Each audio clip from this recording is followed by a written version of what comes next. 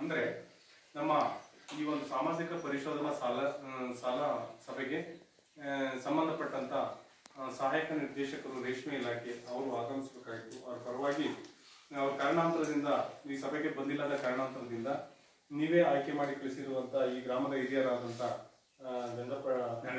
ಗಂಗಾಧರಣ್ಣನವರೇ ಹಾಗೂ ಹಿರಿಯ ನಮ್ಮ ಪೊಲೀಸ್ ಇಲಾಖೆಯ ಅಧಿಕಾರಿ ವರ್ಗದವರೇ ಪಟ್ಟಪ್ಪ ಸರ್ ಅವರೇ ಹಾಗೂ STMC ಅಧ್ಯಕ್ಷರೇ ಮತ್ತು ಸುಮಾರು ಹಾಗೆ ಈ ಮಕ್ಕಳ ಪೋಷಕರೇ ಮತ್ತು ಸುಮಾರು 3 ದಿನಗಳಿಂದ ಸಾಮಾಜಿಕ ಪರಿಶೋಧನೆಯಲ್ಲಿ ತೊಡಗಿರುವಂತಹ ನಮ್ಮ ಸಂಪನ್ಮೂಲ ವ್ಯಕ್ತಿಗಳು, ನಿಮ್ಗೆಲ್ಲ ಗೊತ್ತಿರುವಂತೆ ಈಗಾಗಲೇ ನಾವು ಒಂದು ಸರ್ಕಾರದ ನಿರ್ದೇಶನದಂತೆ ಸುಮಾರು 3 ದಿನಗಳಿಂದ ಸಾಮಾಜಿಕ ಪರಿಶೋಧನಾ ಕಾರ್ಯವನ್ನ ಹಮ್ಮಿಕೊಂಡಿದ್ದು, ಅಂದರೆ ಇದಕ್ಕೆ ಸಂಬಂಧಪಟ್ಟಂತೆ ಮಕ್ಕಳಿಗೆ ಸರ್ಕಾರದಿಂದ ನೀಡಿರುವಂತ ಯೂನಿಫಾರ್ಮ್ ಏನು ಸಮವಸ್ತ್ರಗಳಿದಾವೆ ಅದಕ್ಕೆ ಸಂಬಂಧಪಟ್ಟಂತೆ ವಹಿಗಳನ್ನ ನಿರ್ವಹಿಸಿದಾರ, ಹಾಗೆ ಶಾಲೆಯಿಂದ ಬಂದಂತ ಅನುದಾನ ಎಷ್ಟು ಅನುದಾನವನ್ನ ಸಂಬಂಧಪಟ್ಟ STMC ಅಧ್ಯಕ್ಷರ ಸಭೆಯ ಮುಖಾಂತರ ಅದನ್ನ ಖರ್ಚು ಮಾಡಲಾಗಿದೆಯೇ, ಅದನ್ನ ಮತ್ತೆ ಪಾಸ್ಬುಕ್ ಇರ್ಬೋದು, ಮತ್ತೆ ದೂರು ಪೆಟ್ಟಿಗೆ ಇರ್ಬೋದು,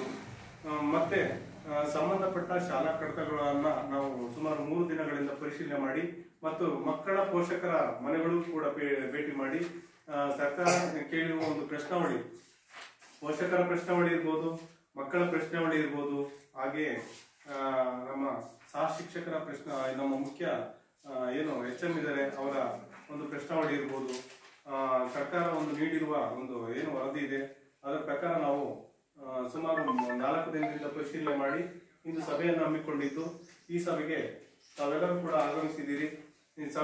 ಹಾಗೆ ಈ ಸಾಮಾಜಿಕ ಪರಿಶೋಧನೆಗೆ ಸಂಬಂಧಪಟ್ಟಂತೆ ಕೆಲವು ಚರ್ಚೆಗಳಿದ್ರೆ, ನೀವು ಈ ಏನಾದ್ರೂ ಸಮಸ್ಯೆಗಳಿದ್ರೆ ಈ ಸಭೆಯ ಅಧ್ಯಕ್ಷತೆಯನ್ನು ವಹಿಸಿರುವಂತ ನಮ್ಮ ಗಂಗಾಧರಪ್ಪ ಅವರು ವಹಿಸಿದರೆ ಅವರೊಂದಿಗೆ ಚರ್ಚಿಸೋಣ ಅಂತ ಹೇಳ್ತಾ, ಹಾಗೆ ಮೇಡಮ್ ಈಗ ಶಾಲೆಯ ಮಕ್ಕಳ ಸಂಖ್ಯೆಗೆ ಸಂಬಂಧಪಟ್ಟಂತೆ ಯಾವ್ಯಾವ ತರಗತಿಯಲ್ಲಿ ಎಷ್ಟೆಷ್ಟಿದಾವೆ ಅನ್ನೋದ್ರ ಬಗ್ಗೆ ಜಲ್ದಿ ಒಂದು ಸ್ವಲ್ಪ ಮಾಹಿತಿ ಇದೆ.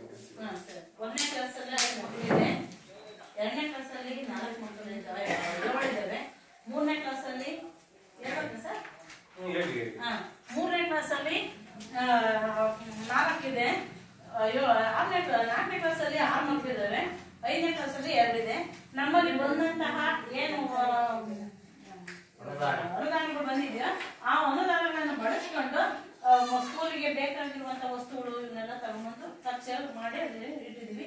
ಆಮೇಲೆ ಮಕ್ಕಳಿಗೆ ಬಂದಂತಹ ಪುಸ್ತಕ ಆಗಿರ್ಬೋದು, ಆಮೇಲೆ ಶೂ ಆಗಿರ್ಬೋದು, ಆಮೇಲೆ ಬಟ್ಟೆಗಳಾಗಿರ್ಬೋದು, ಎಲ್ಲವನ್ನೂ ಕೂಡ ಆ ಸಮಯಕ್ಕೆ ತಕ್ಕಂತೆ ನಾವೆಲ್ಲವನ್ನೂ ಹಂಚಿ ಅವರವರಿಗೆ ತಲುಪಿಸಿದೀವಿ.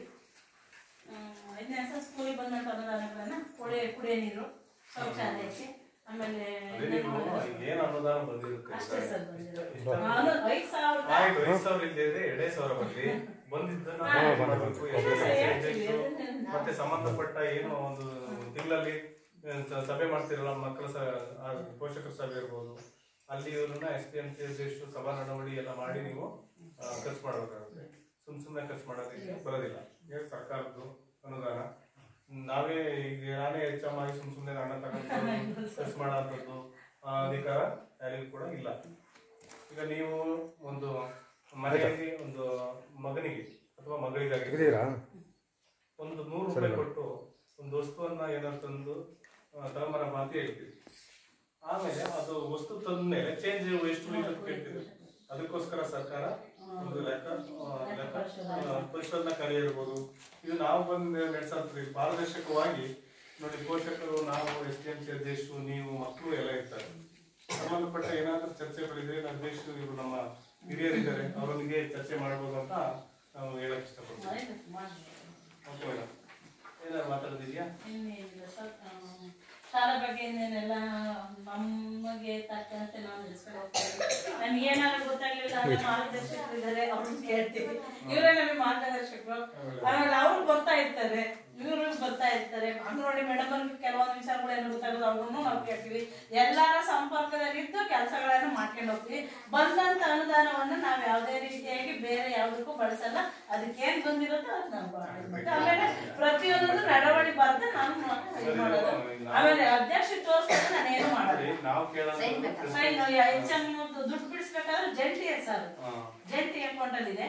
ಅವ್ರು ಸೈನ್ ಮಾಡ್ಬೇಕು, ನಾನು ಸೈನ್ ಮಾಡ್ಬೇಕು, ಇಬ್ಬರು ಒಬ್ರು ಸೈನ್ ಮಾಡಿದ್ರು ಬರಲ್ಲ. ಹೌದು. ಆಮೇಲೆ ನೋಡಿ ಸರ್, ಇಲ್ಲಿ ನಾವು ಏನು